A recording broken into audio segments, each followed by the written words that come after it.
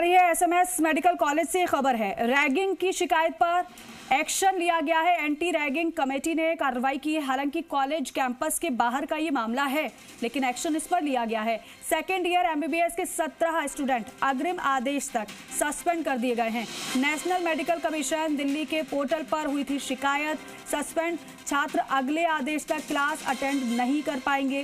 College के बाहर rent पर रहने वाले स्टूडेंट ने की थी रैगिंग की शिकायत और उसके बाद ही एक्शन हुआ है।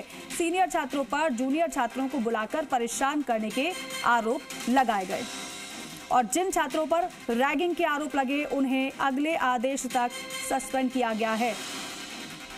17 स्टूडेंट बताए जा रहे हैं एमबीबीएस के, जिन पर कार्रवाई की गई है क्योंकि जूनियर्स की ओर से उन पर रैगिंग का आरोप लगाया गया। अब जब तक अगला आदेश नहीं आ जाता है तब तक ये सस्पेंड जो छात्र हैं वो क्लास अटेंड नहीं कर पाएंगे। हालांकि रेंट पर बाहर रहने वाले छात्रों की ओर से शिकायत की गई थी, उसके बाद ये एक्शन लिया गया है उन छात्रों पर जिन पर जूनियर्स ने आरोप लगाए रैगिंग के।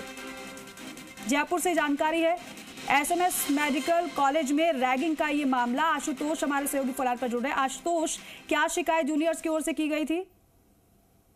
देखिए, ये शिकायत की गई है कि एमबीबीएस सेकेंड ईयर के छात्र हैं और ये जो जूनियर स्टूडेंट्स हैं ये दरअसल पूरा जो घटनाक्रम है ये कॉलेज कैंपस का नहीं है, कॉलेज कैंपस के बाहर का है। तो एनएमसी जो पोर्टल है, नेशनल मेडिकल कमीशन, जो कि दिल्ली में स्थापित है, वहाँ पोर्टल पे ये कंप्लेंट दी गई है कि मेडिकल कॉलेज के बाहर, जहाँ पे ये एक आनंदपुरी क्षेत्र है, जहाँ पे सेकेंड ईयर के जो एमबीबीएस के जो स्टूडेंट्स हैं वो रेंट पे कमरा लेके रहते हैं। जो अक्सर जो वहाँ से जूनियर स्टूडेंट्स जो आसपास किराए पे रहते हैं उनसे बार बार नाम पूछते हैं, उनको बार बार गाना गाने का दबाव बनाते हैं और मुर्गा बनाते हैं। इस तरीके की कंप्लेंट, आरोप लगाए गए हैं। तो अभी प्रथम दृष्टया शुरुआती तौर पे ये एक्शन लिया गया है कॉलेज की तरफ से, क्योंकि यहाँ पे एंटी रैगिंग सेल बनी हुई है, कमेटी बनी हुई है। तो डॉक्टर मोनिका जैन है, चेयरमैन है।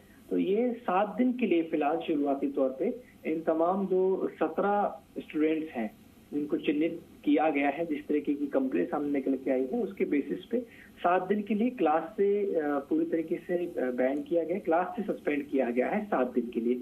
इन 7 दिनों के अंदर पूरी जो जांच है वो की जाएगी और अगर जांच में जिस तरीके के एलिगेशंस लगाए गए हैं और कुछ एविडेंसेस अगर दिए गए हैं, उनकी जांच करने के बाद में अगर सही पाया जाता है तो मेडिकल कॉलेज के बेसिस पे भी आने वाले दिनों में एक्शन लिया जा सकता है। लेकिन क्योंकि एनएमसी पे कंप्लेंट की गई है और कॉलेज कैंपस के बाहर का मसला है, ऐसे में फिलहाल फौरी तौर पे एक बार क्लास से 7 दिन के लिए तमाम स्टूडेंट्स, 17 स्टूडेंट्स को सस्पेंड किया गया है और आगे की जो जांच है वो जारी रही। लेकिन कार्रवाई में अंतर क्या है आशुतोष? अगर मेडिकल कॉलेज के भीतर रैगिंग की शिकायत होती तो फिर क्या कार्रवाई होती, और बाहर अगर ये मामला सामने आए तो फिर इसमें क्या कार्रवाई?